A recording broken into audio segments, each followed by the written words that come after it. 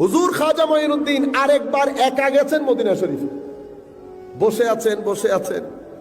হঠাৎ করে মদিনা শরীফ থেকে, মদিনা শরীফের যিনি খাদেম, ওনাকে রুহানি ভাবে বলা হলো, আমার মঈনুদ্দিনকে আমার কাছে আসতে বলো। খাদেম বাইরে গিয়ে ডাকছে, ইয়া মুঈন, ইয়া মুঈন।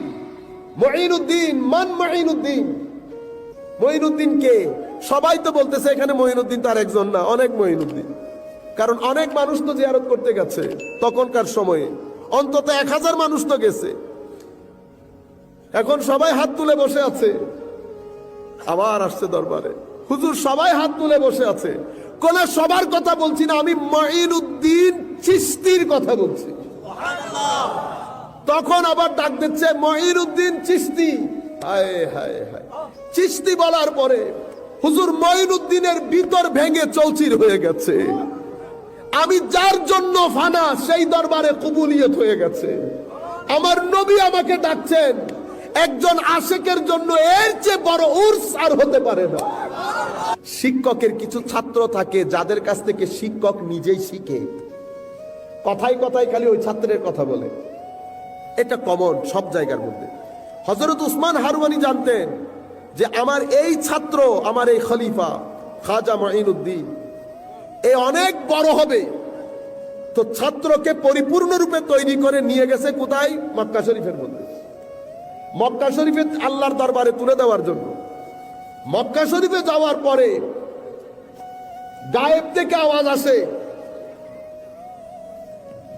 হঠাৎ করে গায়েব থেকে আওয়াজ আসে, উসমান। কেউ একজন বলছে উসমান হারওয়ানিকে, উসমান, মঈনুদ্দিন আমার প্রিয় ভাজন, মঈনুদ্দিন আমার মাহবুব বান্দাদের অন্তর্ভুক্ত।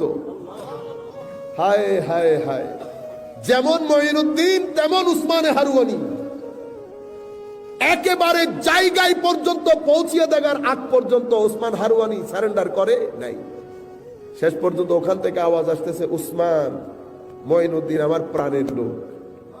এরপরে হুজুর মঈনুদ্দিন চিশতিকে নিয়ে গেছেন মদিনায়ে মুনাওয়ারার মধ্যে। মদিনায়ে মুনাওয়ারার মধ্যে নিয়ে যাওয়ার পরে মদিনায়ে মুনাওয়ারায় আমার নবীর হাতে তুলে দেওয়ার জন্য, আমার মঈনুদ্দিন সালাম দেওয়ার পরে ওই মদিনা শরীফের মাজারে পাক থেকে আওয়াজ আসছে, ওয়া আলাইকাস সালাম ইয়া কুতুবাল মাশায়েখ। তো হযরতে খাজা মঈনুদ্দিনের কুতুবিয়তের সার্টিফিকেট আমার নবী দিয়ে দিয়েছেন। আপনারা জানেন, আপনারা বলেন না গৌসুল আজম, মনে রাখবেন এটা একটা এলমি বিষয়, একাডেমিক মাদ্রাসা ছাত্রদের দৃষ্টি আকর্ষণ।